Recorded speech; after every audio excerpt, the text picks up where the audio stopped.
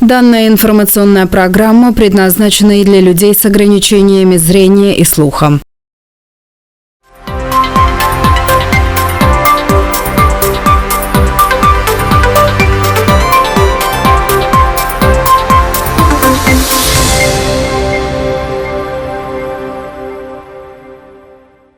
Здравствуйте! В эфире новости на канале АТВ. В студии Елена Янак.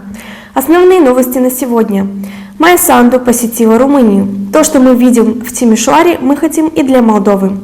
Коледующие поздравили жителей Гагаузии с Новым годом по старому стилю. В Молдове определили 11 участников конкурса Евровидение 2024. В Молдове десятки тысяч рабочих мест объявлены вакантными. С 1 января 2024 года будут изменения, с помощью которых упрощается процесс предоставления пособия семьям с детьми.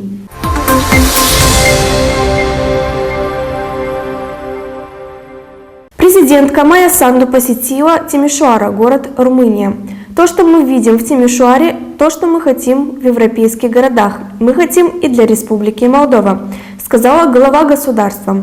Майя Санду отметила, что Тимишоара, которая выиграла от вступления Румынии в Европейский Союз, является хорошим примером того, что выступает за Европу, свободу и благополучие, достойные рабочие места, современную инфраструктуру и богатую культурную жизнь.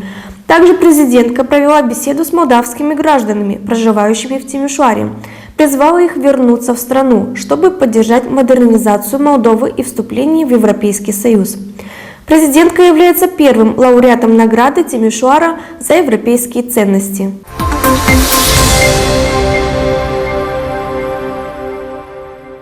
В ночь с 13 на 14 января жители Гагаузии отметили Старый Новый год. Празднование начиналось с колядок и приготовления традиционных блюд.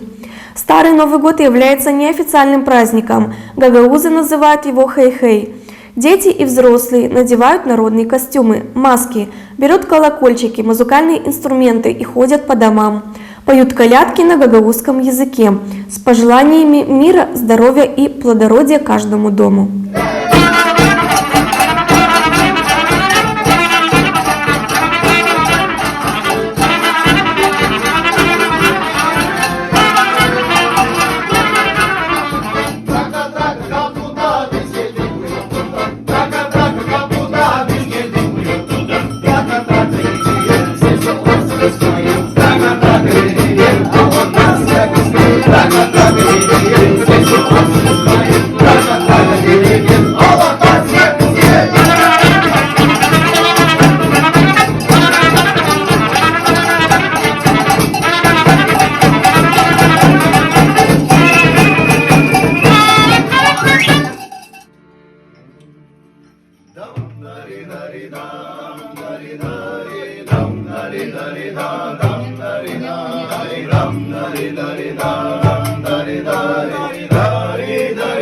Добрый вам вечер вашему дому, святый вечер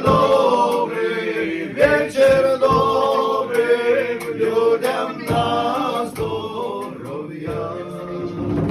Люди, ликуйте, Христа величайте, святый вечер добрый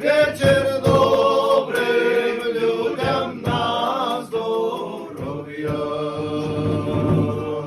Дам-дари-дари-дам, дари-дари-дам, дари-дари-дам, дари-дари-дам, дари-дари-дам, дари-дари-дам. Мы вам желаем счастья и мира, святый вечер добрым людям на здоровья. Божьему Сыну славу воздайте, святый вечер добрым людям на здоровья. Дам-дари-дари-дам, дари-дари-дам, дари-дари-дам, дам-дари-дам, дари-дари-дам, дари-дари-дам. Будьте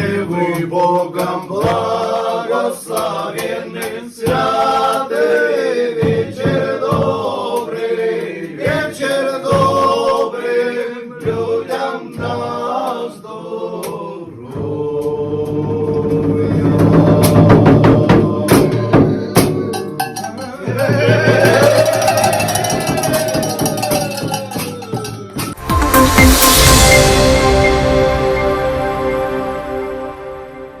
Молдове 13 января определили имена финалистов национального отбора на песенный конкурс «Евровидение», который пройдет 11 мая. Таким образом, 11 певцов поборются за шанс представлять Молдову на европейском песенном конкурсе в этом году. Евровидение 2024 пройдет в Швеции, так как в прошлом году на конкурсе победила шведская певица Лорен. Полуфиналисты конкурса в этом году выступят 7 и 9 мая. Финал, который определит победителя Евровидения 2024, состоится 11 мая.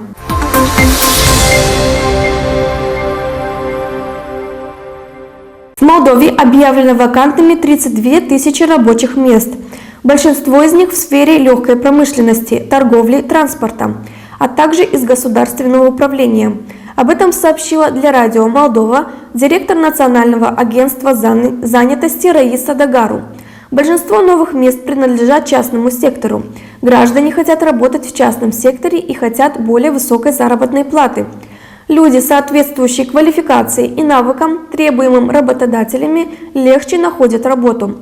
Если посмотреть на статистику, трудоустройству подлежат более 11 тысяч человек. Около 40% из них женщины. Это молодые люди, но у нас довольно большой процент людей старшего возраста. Также, по данным Национального агентства занятости, в прошлом году трудоустроено почти 270 человек с ограниченными возможностями, 240 граждан Республики Молдова, вернувшихся из-за границы, и 87 человек национальности рома.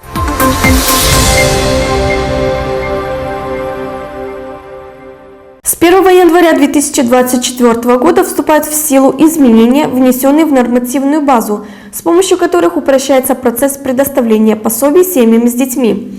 Общая сумма пособий составляет 200 миллионов леев.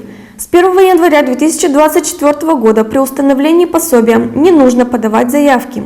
Таким образом, единовременное пособие по рождению, пособие по уходу за ребенком будут установлены Национальной кассой социального страхования на основе данных о рождении ребенка из Государственного реестра населения. Кроме того, с 1 января ежемесячное пособие по воспитанию ребенка в возрасте до 3 лет будут выплачиваться одному из застрахованных родителей, независимо от того, находятся они в отпуске по уходу за ребенком или вышли на работу. При этом размер этого пособия будут рассчитываться из зарплаты одного из застрахованных супругов, а это значит, что пособие может быть выше, если его назначат, исходя из зарплаты того, кто зарабатывает больше.